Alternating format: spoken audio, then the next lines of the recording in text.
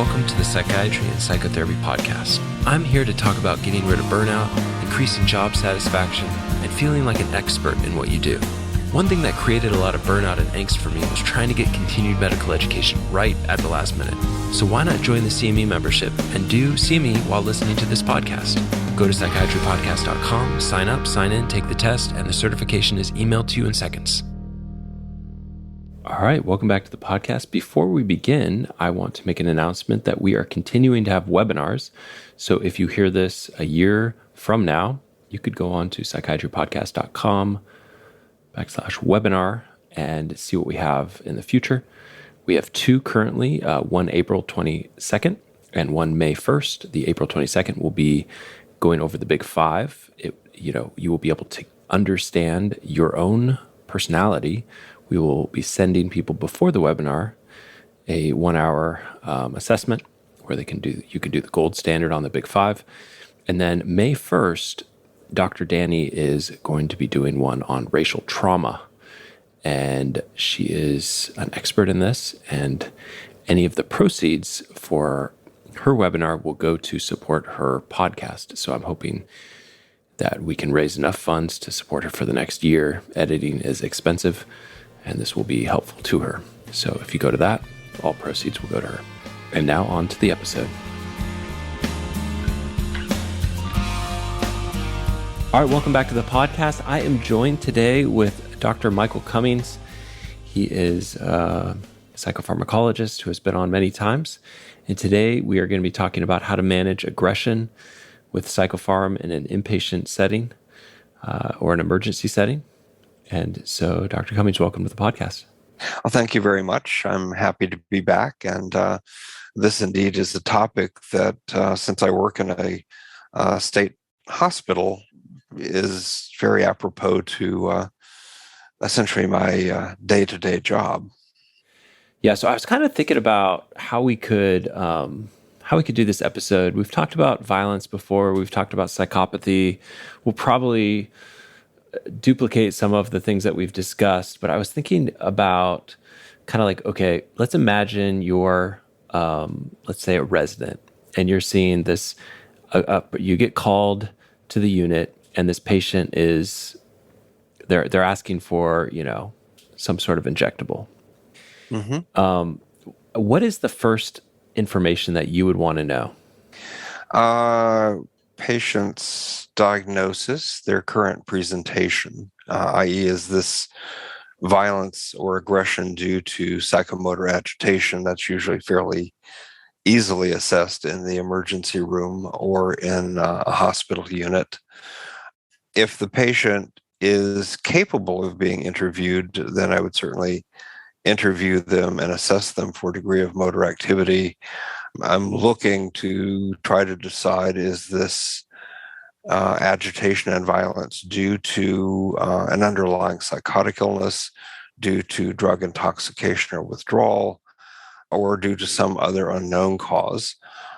If the person is at risk of harming themselves or someone else in the short term, I likely will first intervene with what has been classically used to control acute psychomotor agitation, that is intramuscular administration of a first-generation antipsychotic dopamine antagonist, because most of them are both sedating and also directly inhibit motor activity. Often that is given in an association with a benzodiazepine such as lorazepam. The advantage of the hydroxybenzodiazepines is they are reliably eliminated. They don't undergo complex metabolism. And in some cases, I might add to that hydroxyzine, first generation antihistamine, which crosses the blood-brain barrier, which does not possess anticholinergic properties. So in essence, the first attempt is simply to get the person to a calmer state to support further evaluation and definition of what is driving their agitation or violent behavior.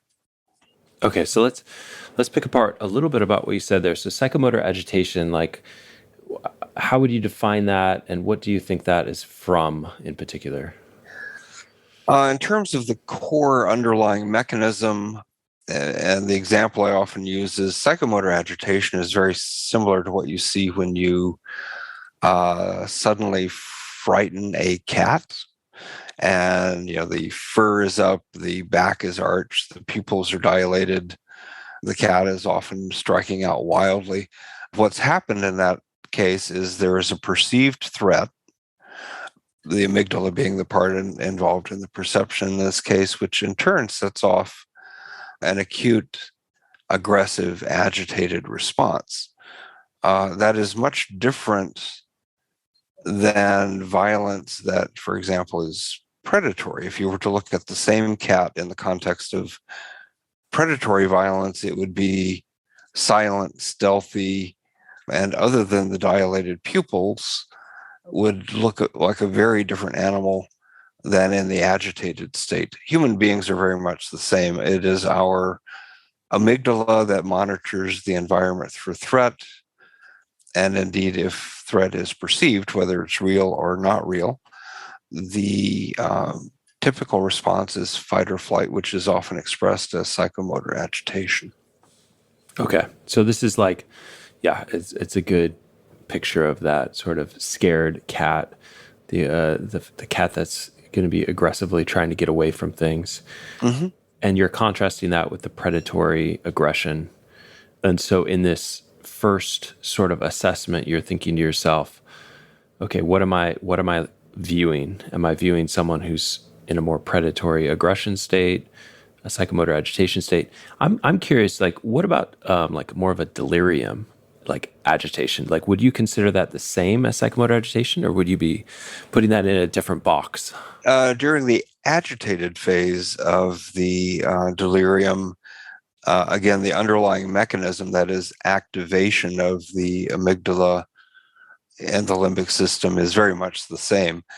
The other element that occurs in delirium that is also present in many other conditions where the person is agitated is there's a deficit in the functioning of the prefrontal medial cortex, which in a healthy, intact person, if there is a perceived threat, that information is essentially transferred to the prefrontal cortex, which evaluates the risk and essentially decides on a course of response, withdraw, run away, fight. In many of the patients that we see who are acutely agitated, whether it be from delirium or some other cause, aside from the activation of the amygdala, the other important part of the nervous system that's involved is that the evaluative function of the prefrontal cortex is impaired, which is why we often see people, for example, in the emergency room or in a hospital unit where there is no real external threat, but they are responding as if there were. That can certainly occur in the context of delirium, where the person is confused, disoriented, and may indeed be perceiving threats that aren't there in terms of their mental state. Delirium, of course, can also present in a stupor state, and if there is time for observation, the tip-off for delirium is that it always involves a fluctuating level of alertness, so that the person will transition from agitation to stupor and back again, with sometimes a lucid period between those two things. Okay. So you're considering psychotic illness. You're considering drugs, either acute intoxication or withdrawal. Those are the main two categories you kind of want to differentiate Yes. in that initial sort of encounter. Is your treatment going to change, that acute treatment, based on? The acute treatment, the acute treatment before I know what's going on probably will not, because the very first step is to control the person's agitation well enough to permit further evaluation. And clearly, if you have somebody who's very agitated, they may be at risk of harming themselves or harming other people unless you can make them calmer. Once they are somewhat calmer, then you can do a more thorough evaluation and determine what's driving their psychomotor agitation. And at that point, indeed, the treatment shifts to considering what to do with the underlying cause of the agitation. If it's being driven by paranoia and psychosis, then indeed getting an adequate amount of antipsychotic on board to begin to treat the psychosis, along with perhaps further acute medication to keep them calm. Unfortunately, people sometimes confuse treatment of agitation and treatment of psychosis. The antipsychotics can sedate somebody and make them less motorically active within seconds to minutes, depending on administration. But the treatment of the psychosis is going to take days to weeks before the psychosis itself gets better, typically. They may need adjunctive medications initially to help keep them calm while the antipsychotic has time to work. That's been one of the major uses, for example, of valproic acid in the context of people either with hypomania or mania or psychomotor agitation due to psychosis, because you can load it and have an effect fairly quickly. In the case of drug intoxication or drug withdrawal, for example, we see a lot of people in Southern California with methamphetamine intoxication who are both psychotic and very agitated because of the effects of essentially a flood of dopamine in their brain. And often the treatment for them is to sedate them long enough with an antipsychotic and benzodiazepine, and in some cases valproic acid, until the acute effects of the methamphetamine begin to wear off. In the case of things like alcohol withdrawal delirium, of course, then you want to cross-taper them with a drug that will replace the alcohol withdrawal to prevent them from developing fully evolved delirium tremens. That treatment usually involves fairly aggressive use of benzodiazepines as well as magnesium sulfate to decrease seizure risk, and of course, support for things like blood pressure. Okay. So we have kind of phase one is the acute sort of getting something IM. So we talked about maybe IM Haldol, lorazepam, and hydroxyzine. Usually people say like Benadryl or Cogentin. I'm curious why you would prefer hydroxyzine. Because you avoid anticholinergic burden. Certainly one of the potential causes for agitation is anticholinergic delirium. So if the person is suffering from anticholinergic delirium, I certainly don't want to give them more anticholinergic. The other reason is there is no reason to give them an anticholinergic until or unless they develop extrapyramidal symptoms. Okay. One of the major errors that people make is I've seen somebody, even when they have EPS, get put on benztropine, and 30 years later they're still taking benztropine, even though the need for it is long since gone. Yep. Yeah, I agree. That's a pet peeve of mine as well.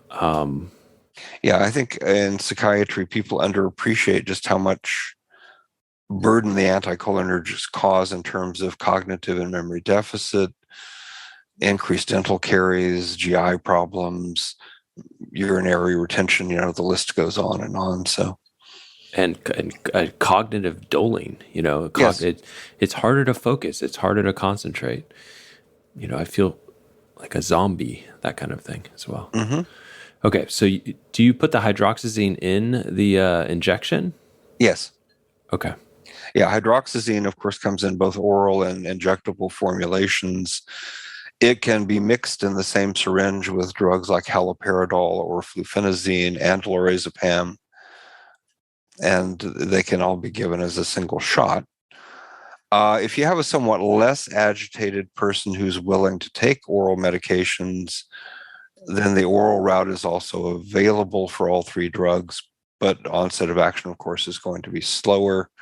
These days, you also have the option of intranasal loxapine, which is effective for treatment of acute psychomotor agitation if you have a patient who will cooperate with a nasal spray. Okay.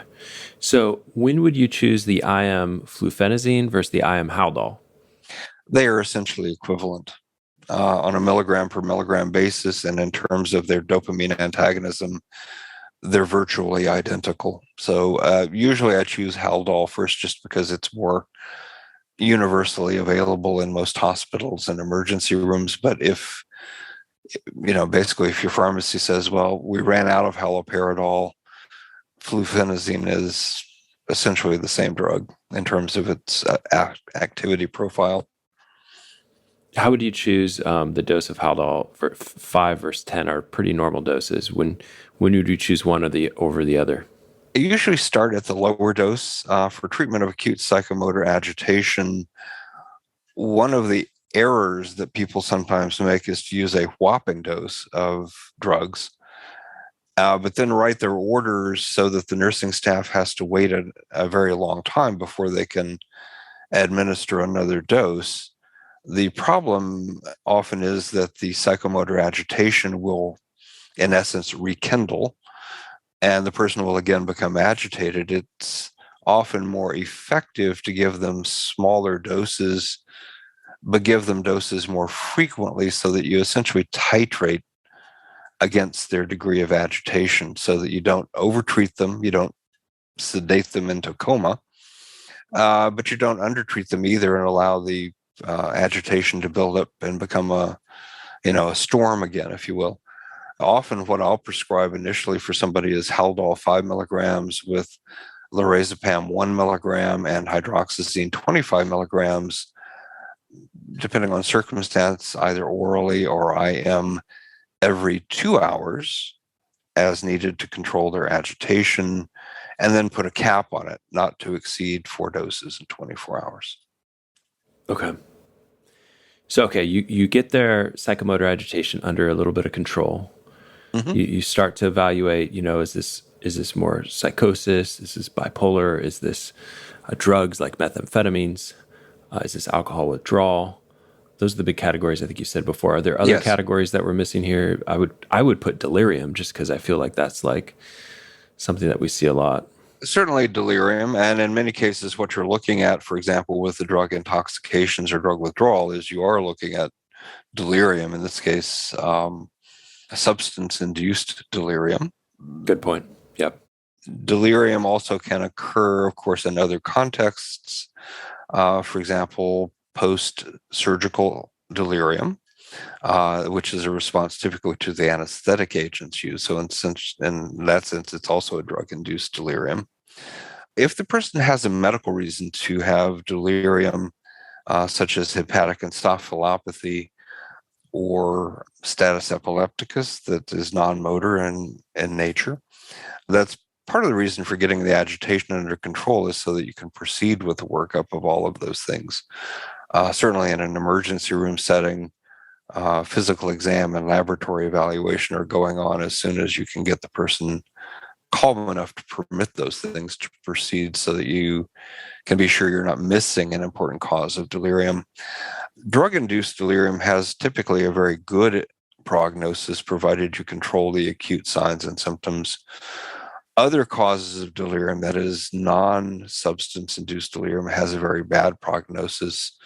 Most of the studies that have looked at that have found that about 25% of people who present to an emergency room with a primary delirium, that is for a medical cause, 25% of those people don't survive the hospitalization. Wow. That's wow. Because they're ill, right? Because they're Yes, sick. because they're ill. And, and essentially delirium reflects a state in which all of the defenses that protect the brain have been overcome. And our biology is designed, in essence, to essentially try to keep the brain intact at the cost of a lot of other things. So if somebody is delirious due to medical reasons, they are seriously ill, whatever the underlying cause is. The underlying mechanism for that is something that I and one of the people here at Patton have written about, Dr. Sfera. And we looked at it from how is it when somebody has a peripheral infection that causes inflammation, how does that result in them becoming centrally delirious? Looking at the literature on that topic, what we discovered was that it's really an effect on the astrocytes, the glial cells, that's the culprit.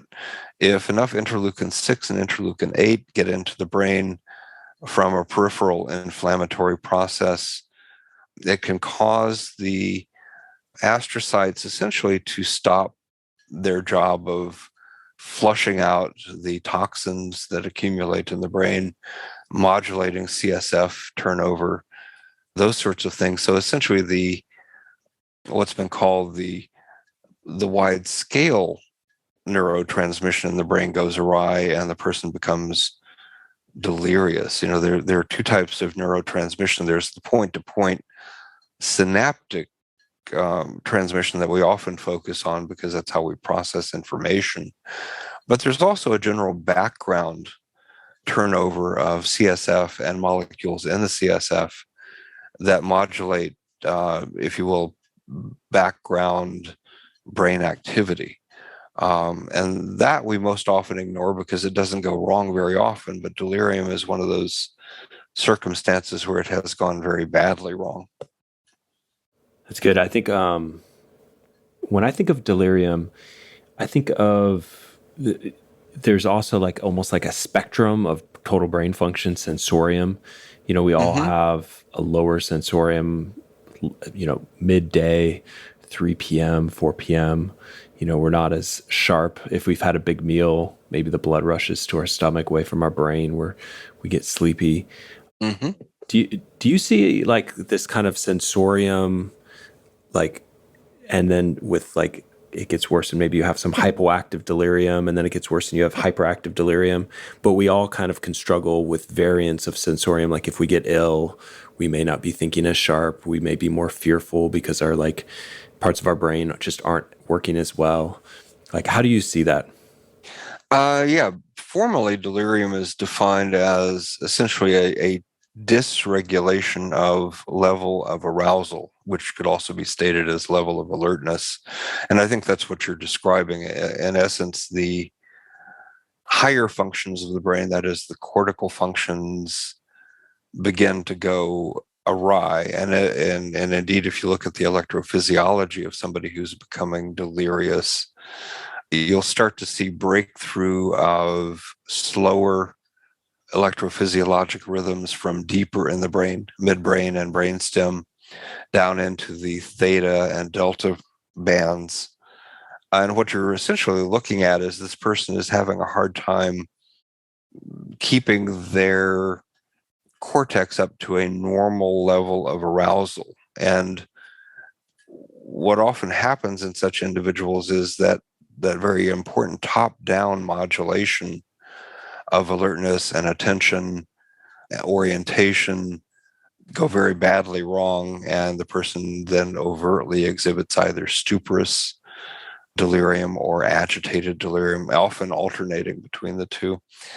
One of the reasons that physicians in hospitals post-surgically don't spot delirium very often, although careful surveys suggest it occurs in about 40% of post-surgical patients, is that most of those deliria are short-lived, 24 hours or less, and they're almost always stuporous. So they're just quietly confused, and people don't notice that they may not be thinking very well. But if you actually ask people in that state, you'll find people are having all sorts of interesting experiences. For example, one of my colleagues told me that after her dad had surgery, he seemed perfectly fine until you asked him why he was staring out the window. He was seeing a pterodactyl circle the hospital in the air. Good. Oh man, good times. It's evident on spelling world backward, drawing a clock. They cannot do these things normally. They can't process. And I think that to an untrained eye and a non-psychiatric person, it's like they know something is off, they don't know what. And sometimes they don't see it very clearly. They're expecting this person that's sick to react or behave in a certain way, and they're not. And it can be really difficult to the family to see Oh, this. yes, very much so. Very much so. I know I had one of the consults I did eons ago now, when I was a resident, was a woman who had come into the hospital because she was suffering from a cardiac arrhythmia, and they had loaded her with lidocaine. And unfortunately, they loaded her with a little bit more than she could tolerate. Lidocaine at high concentrations can cause delirium. And indeed, a couple of hours later, she was literally wandering down the hallway in the cardiac unit, chasing what she was seeing as small owls. She was literally going down the hall calling, "Come here, little owl, come here, little owl." And neither her family or the cardiac staff knew what was wrong with her. Interesting. Okay, so as we kind of progress, we're trying to assess why this agitation occurred. We're trying to assess what's going on. Other etiologies of aggression. So we have the thought that it could be psychotic aggression, it could be impulsive aggression, it could be predatory aggression. Mm-hmm. Any other sort of delineating or historical things that would help us know one way or the other? Those are indeed the major categories that were established by a very well done study by Krukowski et al. In the New York State Psychiatric Hospital. And most persisting violent behavior or aggressive behavior fits into one of those three categories. The person is aggressive because they are psychotically misperceiving a threat that's not really there, meaning that they're paranoid in some way. Or they exhibit impulsive behavior, which is actually the most common cause of persisting violent behavior. Their affective responses are out of control in response to environmental stimuli. And then lastly, of course, you have a predatory category. One of the major benefits of not just treating all agitation and violence the same is, in association with diagnoses, dividing the underlying cause into those categories very much helps guide treatment. If it's psychotically driven aggression, of course, then the treatment is pretty much the well-established, well-worn path for treating psychosis, starting usually with dopamine antagonists. And if the person is treatment resistant, eventually moving on to clozapine. If it is predatory violence, then it becomes largely a non-pharmacological issue because there's no strong evidence except for impulsive violence in some psychopathic individuals that pharmacology can have an effect. Clozapine was found in one small study, one open case series rather, to benefit that population. The treatment approach for impulsive violence is much more varied and heterogeneous depending on diagnosis. And in some ways that says that we don't have a lot of great data. If you actually look at the number of well-done studies for impulsive violence, it's tiny. There's a huge amount of anecdotal data and almost no randomized controlled data in this area. The three most common categories, at least in hospitalized settings, for persisting impulsive violence are the people with traumatic brain injury, people with personality disorders, and people with neurocognitive disorders. If you round those people up in terms of impulsive, aggressive, or violent behavior, you've accounted for the vast majority of people who are engaging in impulsive violence. Yeah. And then, so those are the three sort of categories that you can start to sort of think about, and it may help with your differential as you're sort of trying to think about what might be going on, what's underneath this. And then we always want to make sure physical conditions contributing to violence risk are looked at. We already talked about delirium, pain, physical discomfort, akathisia. Especially if you have a person who, for example, as in the neurocognitive disorders, has difficulty communicating, you really want to be careful to rule out pain as a cause, especially if their aggressive behavior is associated with times when they're being treated where there is external movement being imposed, they're being rolled over, they're being set up. If movement's associated with agitation, one question you should always have is, are they experiencing pain because they're being moved? Yeah. Yeah, that's good. And then partial or complex partial seizures, how Mhm. would that look different than other things? Complex partial seizures carry the hallmark of essentially what all seizures are like, that is abrupt onset and abrupt offset. Most of the psychiatric illnesses, deliria, psychoses, they don't start and stop abruptly. That's not true of seizures. You can be having a normal oriented conversation with someone, and if they have a complex partial seizure disorder, they may suddenly stare into space, exhibit eyelid flutter, be disoriented, and start behaving bizarrely, violently. And then a few minutes later, they're back to where they were. So it has that sudden onset, offset. And during this, they may, they may exhibit automatisms, automatic behaviors, repeated phrases, and clearly be out of touch with the world.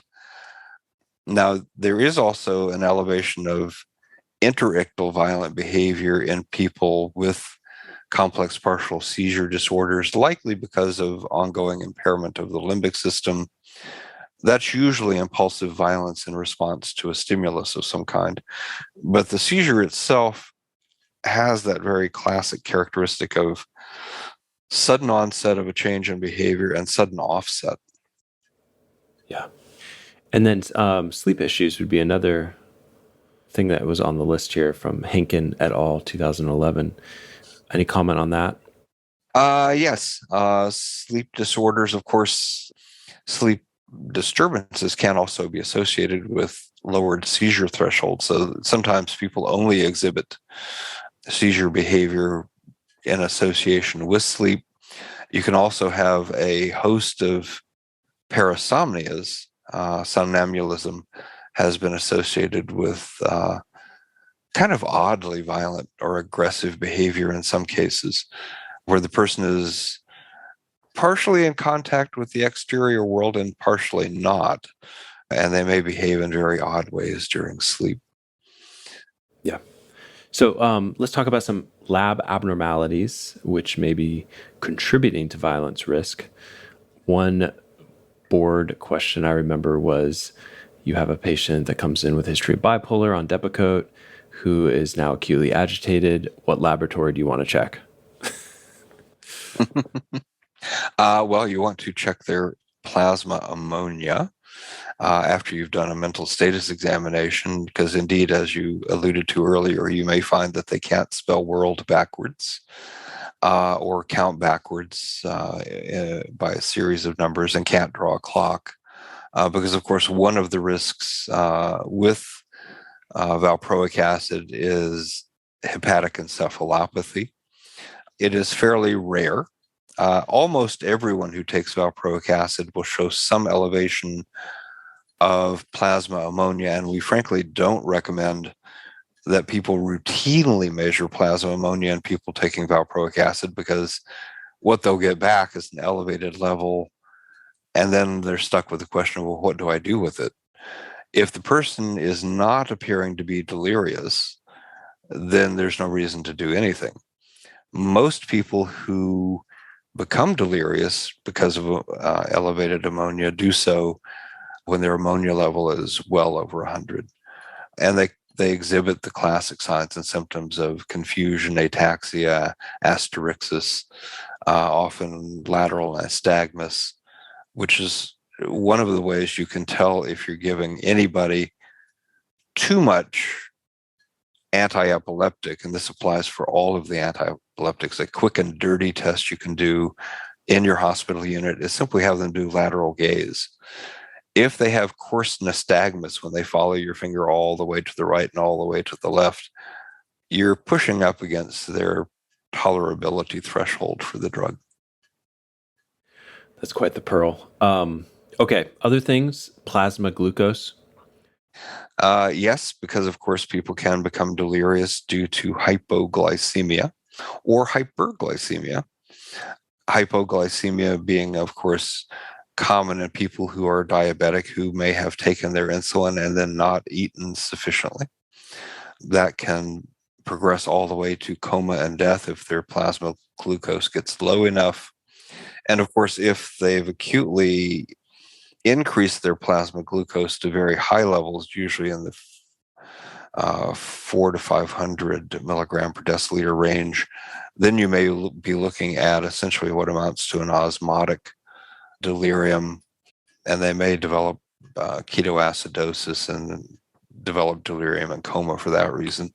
So certainly one thing to always ask while you have them still conscious is, are you diabetic? Yep. Plasma calcium would be another Yes. thing to test. Yeah. And indeed, we're touching on the reason why a general chemistry profile is essentially part of every delirium workup. You're looking for things that are abnormally out of range that can affect the brain. Calcium, sodium, acute hyponatremia or hypernatremia also can cause delirium. And SED rate, or CRP to look for Yep. if there's an inflammatory disease going on. Yes. Yeah, the SED rate is probably the cheapest, easiest test that exists in the laboratory. All you have to do is put blood in a capillary tube and let it stand there. Now, if it's positive, they have an elevated SED rate. Unfortunately, it doesn't tell you which inflammatory disease they have, but it tells you they have one. On the other hand, if it is negative, it's very useful because you've now excluded an entire category of illnesses. Yeah. So, okay, let's get on to treatment. And with treatment, we can start with what are maybe some of the potential issues with treatment. We're thinking dopamine antagonists, maybe. And so let's say you have them on a dopamine antagonist and they're still violent. What might you think in terms of the reasons why they would still be violent? Let's say they're on a reasonable dose for what you consider a reasonable dose. Okay. One thing I would do with any antipsychotic when I put them on it and I'm not getting the response I expect is measure a plasma concentration. Dose, frankly, is a horrible guide in terms of adequacy of treatment because although people have an average rate of metabolism in the population, there's a huge amount of variation from person to person. You may have everything from an ultra rapid metabolizer to an extensive metabolizer to, at the other end of the spectrum, a poor metabolizer for a given drug. And certainly in cases where you're administering a drug and you're seeing neither benefit or side effects at a dose where you would expect to see something, measuring a plasma concentration can tell you two things. One, are they actually taking the drug? Because, of course, none of these work if they're not in the patient. And two, if they are taking the drug, is their metabolism of the drug abnormal? And you may not be getting the results you want simply because there isn't as much of the drug as you thought because they're eliminating it more rapidly. Certainly in the case of the dopamine antagonists, if you've treated the person at a confirmed therapeutic plasma concentration for a period of at least 4 to 6 weeks and you're not seeing the antipsychotic benefit that you want, if you do that twice, at least in the context of the psychotic disorders, odds are you're looking at a treatment-resistant psychosis, and it's time to start thinking about putting this person on clozapine. Because in treatment-resistant schizophrenia, the response rate to all of the antipsychotics except clozapine is less than 7%, which means you have a 93% rate of failure for everything else. Clozapine will give you a 40 to 60% response rate in those patients. I was looking at some odds ratios of just for more of the aggression in like schizophrenic patients. For it seemed like pretty much all antipsychotics were in one group, and then olanzapine was a little bit better, and then clozapine was a little bit better than that. Yes. And the reason we think that's the case is that one of the things that seems to be very determinant of whether the person is prone to either psychotically driven or impulsive violence is the quality of their top-down inhibition of impulsive or impulses arising essentially from their limbic system and ventral striatum. The antipsychotics other than olanzapine and clozapine provide some benefit because they dampen, if you will, the impulse generation toward violence. But the clozapine and very high plasma concentration olanzapine also promote glutamate signal transduction and essentially improve executive functioning. In the Krakowski study that we mentioned earlier, they had taken 37 people on olanzapine, 37 people on clozapine, and 36 people on haloperidol. They randomized them, gave them all their drug for 12 weeks. These were not treatment-resistant people. All of them had a similar decline in PANSS scores, so their psychosis got about equally better. The clozapine was essentially twice as good in reducing violence as the other two drugs. And when they looked at what had changed in the individuals who were less violent, it was that their executive functions had improved significantly on neuropsychological testing. And so they essentially made the hypothesis that people who can think are less likely to become violent. Yeah. Yeah. So clozapine uniquely impacts, would you say, the negative symptoms of schizophrenia? Yes. Would you also say the cognitive symptoms of schizophrenia, or would you put that in a different category? No, since the executive functions are indeed part of cognitive performance, it has benefits for cognition as well, which is atypical of the antipsychotics as a whole. The first generation pure dopamine antagonists are very good at suppressing positive symptoms, things like hallucinations, delusional ideation. They are much less effective in benefiting either cognitive symptoms or negative symptoms. And in fact, they may actually worsen negative symptoms if the plasma concentrations are too high. Had this patient kind of right in line with a lot of stuff we're talking about. Aggression, was put on Haldol, clozapine before they saw me. Had some obsessiveness, put on fluvoxamine. And when I saw the person, I felt like the person was like lethargic. The person was also on Cogentin 50 at night. Took them off the Cogentin, checked the blood level of the clozapine, came back at like 1400. Haldol came back at a blood level of 3. Mm-hmm. And I decided to lower their clozapine. It was only 300. Good.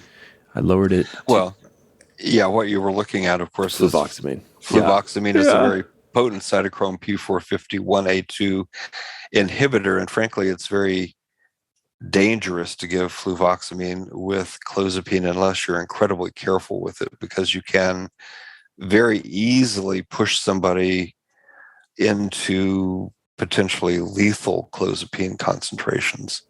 By the other drug I want to mention for psychiatrists to be on the lookout for in that regard is ciprofloxacin. I mean the antibiotic ciprofloxacin, because it also is a potent 1A2 inhibitor and can kill people if somebody inadvertently puts a clozapine patient on it. Yeah. So, yeah, we're working on that. It's still, actually, I lowered it 250. Mhm. It was still above 1,000. So I lowered it again to 200, which, clozapine at 200, it seems like a lower dose, but the fluvoxamine can double the dose or triple the Yes. dose even. Actually, it's worse than that. At therapeutic fluvoxamine doses, it can increase the clozapine concentration tenfold, Okay. 1,000%. Wow. Wow. Okay. Maybe I should just stop the fluvoxamine and have a little bit more accuracy in what's going on. Well, the other thing that's important for people to know is that the other SSRIs are just as effective in treating obsessive compulsive symptoms as fluvoxamine. The fact that it was marketed for OCD was entirely a marketing decision. It was the fourth SSRI introduced to the market, and the company, frankly, did not want to be another antidepressant. But had nothing to do with the activity profile of the drug. All of the SSRIs are equally effective if you give them at equivalent amounts for OCD. Good. I'm looking at this stop a phase 1 diagram. Yes. I think this is from your book. Yes, it is. And so it's kind of like taking you through like what you could do with someone with schizophrenia, bipolar spectrum, borderline personality disorder with overt verbal, physical aggression, verbalized persecutory delusions, or severe behavioral discontrol. And Yes. the first thing is olanzapine. And like started at 10, we go to 20 per day. Why start with olanzapine? Essentially because the olanzapine is moderately anticholinergic, but not overwhelmingly so. It's a good dopamine antagonist, and as you get to higher doses, you do get at least a weak reinforcement of glutamate signal transduction. So for a lot of patients, it is a good choice for reducing the underlying causes of their psychomotor agitation or aggression, in part because it exerts both antipsychotic and mood stabilizing properties. Okay, so like let's say you have them on the 20, they're not improving. Your next step is to consider valproic acid. Mm-hmm. And if valproic acid is contraindicated for some reason, you consider lithium. Yes. And why would you start with valproic acid and then move to lithium? Why not start with lithium and then move to valproic acid? You could start with lithium, in particular, if the person is a bipolar patient. For a lot of clinicians, frankly, that was a choice based not only on patient characteristic, but physician characteristic. Frankly, there are a lot more psychiatrists who are comfortable in loading valproic acid as opposed to loading lithium, and also a lot more comfortable with valproic acid because it has a much wider therapeutic index than does lithium. So that was the order of choice there was based on current familiarity. Frankly, for treating patients who are vulnerable to a bipolar diathesis, my own preference is for lithium. It is neurotrophic. It does very robustly well in terms of controlling bipolar illness, having both anti-manic and antidepressant properties. But I will recognize that in the broader context of psychotic disorders without mood, or for schizoaffective disorder, bipolar type, there are a lot of clinicians who in the acute setting are a lot more comfortable with valproic acid. Yeah. I'm happy to say if you want to learn more about the loading, we did an episode both on valproic acid and lithium. You could go check those out. If those are not working and they're not improved, then you're considering hydroxyzine or clonazepam. Yep. Essentially, at this point, because you have ongoing psychomotor agitation, you're now looking at means to essentially directly sedate the individual somewhat. And both hydroxyzine by blocking cortical H1 receptors, or clonazepam by, of course, increasing GABAergic signal transduction may help calm the person acutely. I would comment for both of them, neither one of those is intended to be an ongoing treatment. This algorithm is set up in 3 phases. Essentially, phase 1 is focused entirely on control of the acute agitation. Phase 2 moves toward beginning to consolidate and normalize the medication regimen, and then phase 3 is transitioning to maintenance treatment once the agitation has been dealt with. Okay. And yeah, I think this is a good episode to focus in on this phase 1. So let's say they're not improving by the hydroxyzine and the clonazepam. Then you're considering, is this a bipolar diathesis? If it is, you say to augment with a stronger dopamine antagonist. And if it is not, you're considering an SSRI trial. Yes.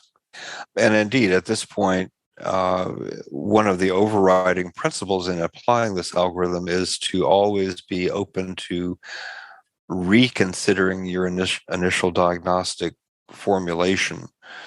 As we talked about, you've started often from no information at all to at least being able to form an initial hypothesis about what you think the underlying problem is. And if you're going down this treatment algorithm and it's not working, it's important to go back and reconsider, well, is my hypothesis about the diagnosis incorrect? Am I missing something? For people, particularly those who are prone to impulsive violence, there is evidence to suggest that a central deficit in serotonin may help drive impulsive violence. And that's certainly the reason for the inclusion of the SSRIs here, although the important caveat with this or any other antidepressant is if the person is bipolar, don't give them an antidepressant. It's like throwing gasoline on a fire. Right. Yeah. And if they're still not improved, there's one last consideration, which is to add zolpidem or S-zopiclone. And I imagine that's for sleep. Yes. It's to make sure they're getting good sleep. That's because one of the things that will disrupt control of agitation in many contexts, whether it be schizophrenia or bipolar illness, is disrupted sleep. I think most everyone has had the experience of just how horrible they felt and how irritable and out of sorts they were if they didn't sleep well for 2 or 3 nights. Many of our patients who suffer from major mental disorders, their sleep records are horrible looking. They have disrupted, inefficient sleep, and if you can improve that, particularly in the case of the bipolar patients, you'll find it goes a long way toward helping to stabilize them. Good. I think, and we'll include this in our notes. Our notes are always on psychiatrypodcast.com, so you can look at this figure. It's also in your book, Treatment-Resistant Schizophrenia, which I highly recommend. What is that? Is that what it's called? I want to get the name right. Oh, yeah. It's Management of Complex Treatment-Resistant Psychotic Disorders, published in 2021. And you can find it on either Amazon or directly from Cambridge University Press. Please go get that to support Dr. Cummings and his effort there. I think it's a monumental book. Very good. We should all be educated on how to treat this population at the highest levels. Okay, I'm thinking that I'm going to bring it to a close here. I think we've covered a lot of stuff, and I imagine there's more, but there's always more time to do more episodes. Oh, yes. And so I hope this has inspired some of you to keep digging a little bit more. I will include the citations that we spoke about on the website, psychiatrypodcast.com. Dr. Cummings, do you have any final remarks, final things that kind of you'd like to get out there? No, I think we've done a pretty good job of covering acute psychomotor agitation. Of course, this is as you say, a topic that has many aspects that we could spend many, many episodes covering, but I'm sure we will talk further about this in different contexts. Yeah, so as you're signing up for the resource library, if you have any desires for future episodes by Dr. Cummings, you could just jot a little note. I read those. I'm a little bit behind. I'm 300 emails behind right now, but I will get to it eventually. And they seem to be coming faster than I can handle right now with everything going on in life. So yeah, Dr. Cummings, it is a true pleasure to have you on. And I know people are grateful. Pretty much, I would say, yeah, it's like every day I'll get an email that's like, I really appreciate Dr. Cummings. I don't forward them all to Dr. Cummings, but there are people all around the world. Australia, there's a big following of the podcast and Dr. Cummings in Australia. So have you heard from anyone who's heard you on the podcast at this point? I have. I've actually communicated with a couple of people, one in Australia, one person in Vienna, and a couple of people in the UK. That's fun. So making an impact all around the world. Appreciate you, Dr. Cummings. All right, we'll leave it there for today. Okay, thank you.